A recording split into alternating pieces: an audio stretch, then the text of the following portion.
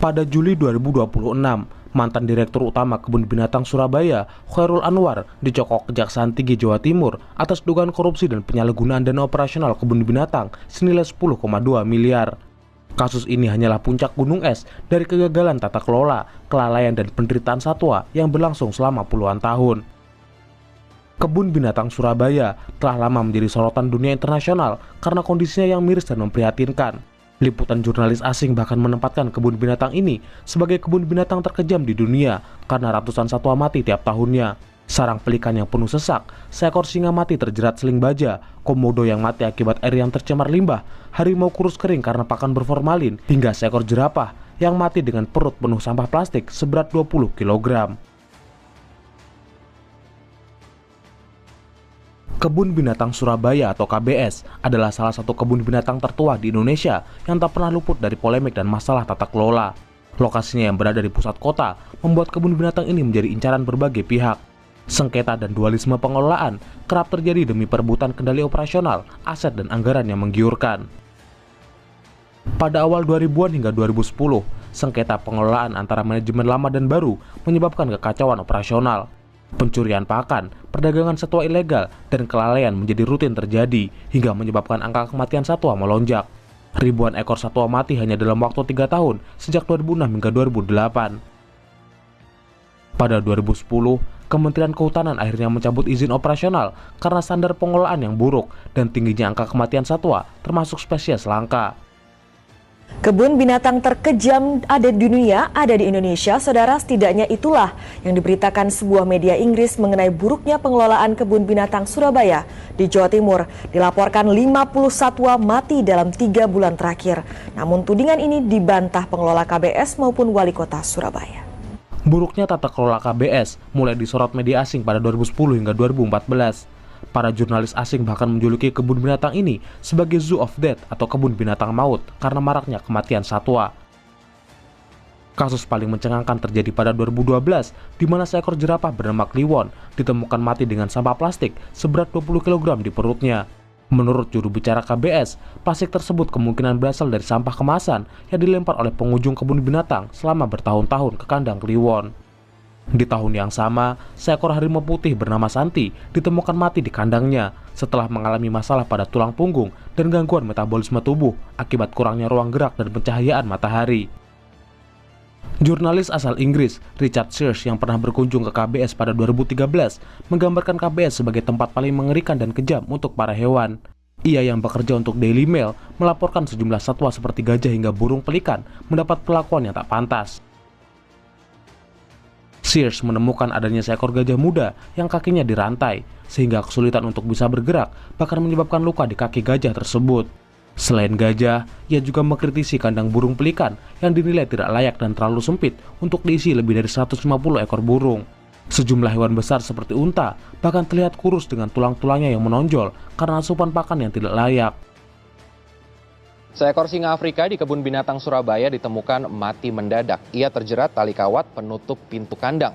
Kematian yang dianggap tidak wajar ini membuat polisi turun tangan. Pada 2014, seekor singa Afrika bernama Michael ditemukan mati dengan kondisi leher tergantung seling baja. Kematiannya yang dianggap tidak lazim membuat polisi melakukan penyelidikan dan pemeriksaan terhadap pengelola KBS. Tapi kasus ini kemudian ditutup karena tidak ditemukan unsur kesengajaan. Pada 2011, seekor komodo mati dikarenakan kelainan ginjal akibat air yang tercemar limbah dan berkadar logam tinggi. Pada 2016, seekor harimau Sumatera bernama Rama mati akibat gagal jantung dan penumpukan cairan di rongga dada serta paru-paru.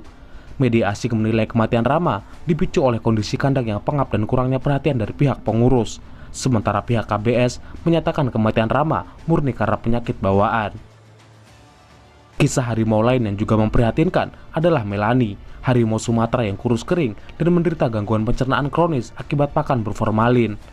Melani telah menderita selama lebih dari 4 tahun karena terus-menerus diberi pakan yang mengandung bahan pengawet oleh manajemen KBS. Makanan itu membuat metabolisme tubuhnya memburuk hingga menyebabkan kerusakan pada organ-organ pencernaan. Melani sempat dievakuasi ke Bogor untuk mendapatkan perawatan, tapi akhirnya mati pada Juli 2014. Kisah Melani, Rama hingga Kliwon adalah contoh kecil dari banyaknya kasus kematian hewan di KBS. Diperkirakan sekitar 15 hingga 25 ekor satwa mati di KBS setiap bulannya karena penyakit, asupan yang tidak layak, dan kelalaian petugas. Pada 2010, pemerintah pusat mencabut izin operasional KBS dan menyerahkan pengolahan sementara kepada tim yang dipimpin oleh Tony Sumampau, Sekjen Perhimpunan Kebun Binatang se-Indonesia dan Direktur Taman Safari Indonesia. Tony yang ditugaskan memperbaiki KBS justru mendapat tudingan yang cukup menggemparkan publik. Wali Kota Surabaya, Tri Risma hari ini menuding Tony dan koleganya memindahkan ratusan satwa ke tempat lain dan menukarnya dengan mobil hingga bangunan. Tony membantah keras tuduhan tersebut. Ia menyatakan semua pemindahan satwa dilakukan secara legal dan dilakukan untuk alasan konservasi dan renovasi kandang. Ia menuding balik pengelola dan pejabat korup era lama yang merekrut karyawan malas agar KBS dianggap gagal dan tanahnya yang bernilai fantastis itu bisa dijual untuk kepentingan komersial. Puncak konflik antara Pemkot Surabaya dan pengelola KBS terjadi pada 2013 hingga 2014, di mana Risma menuntut pengembalian pengolahan ke daerah dan secara resmi melaporkan dugaan korupsi dan mismanajemen ke KPK. Kasus ini semakin meluas ketika seorang aktivis dan pemerhati satwa bernama Singki Suwaji yang turut mengkritik pengolahan KBS justru dilaporkan oleh Tony dan Rahmat Syah ke polisi dan dijerat pasal pencemaran nama baik. Ia sempat mendekam di tahanan selama 3 minggu hingga akhirnya divonis bebas oleh majelis hakim dan dinyatakan tidak bersalah. Saling serang antar pejabat daerah dan pengelola KBS memperburuk kondisi satwa karena fokus manajemen terpecah.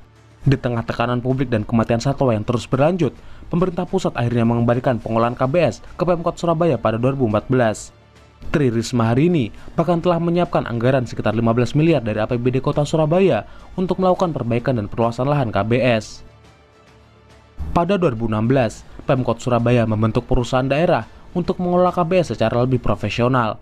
Khairul Anwar diangkat sebagai direktur utama yang mengendalikan anggaran operasional termasuk pakan satwa, pemeliharaan kandang, dan program konservasi. Wali Kota Surabaya Tri Risma hari ini akhirnya tetapkan Khairul Anwar sebagai Direktur Utama Perusahaan Daerah Taman Satwa Kebun Binatang Surabaya yang baru. Khairul Anwar sebelumnya menjabat sebagai Direktur PDAM Kabupaten Pasuruan. Selama 8 tahun kepemimpinannya sejak 2016 hingga 2024, KBS tampak beroperasi normal sebagai destinasi wisata dan edukasi yang selalu ramai dikunjungi wisatawan. Namun, di balik itu, Khairul Anwar diduga leluasa melakukan korupsi anggaran hingga merugikan negara sebesar 10,2 miliar. Kejaksaan Tinggi Jawa Timur menetapkan Khairul Anwar, mantan Direktur Utama Kebun Binatang Surabaya, sebagai tersangka kasus dugaan korupsi pakan hewan sebesar 10,2 miliar rupiah. Tersangka sudah ditahan untuk penyidikan lebih lanjut. Penyimpangan sistematis itu begitu mudah dilakukan oleh Khairul Anwar karena ia tak hanya menjabat sebagai direktur utama, melainkan juga merangkap sebagai direktur operasional sekaligus direktur keuangan. Rangkap jabatan ini membuat Khairul dapat mengambil uang perusahaan secara leluasa sekaligus menandatangani sendiri dokumen anggaran tanpa adanya mekanisme kontrol dari pihak lain. Hasil audit independen dari BPK dan penggeledahan yang dilakukan oleh tim Kejaksaan Tinggi Jawa Timur akhirnya menguak korupsi besar yang tak hanya merugikan negara tapi juga merugikan satwa. Dana yang seharusnya digunakan untuk pakan satwa dan pengolahan kebun binatang justru disunat untuk kepentingannya sendiri.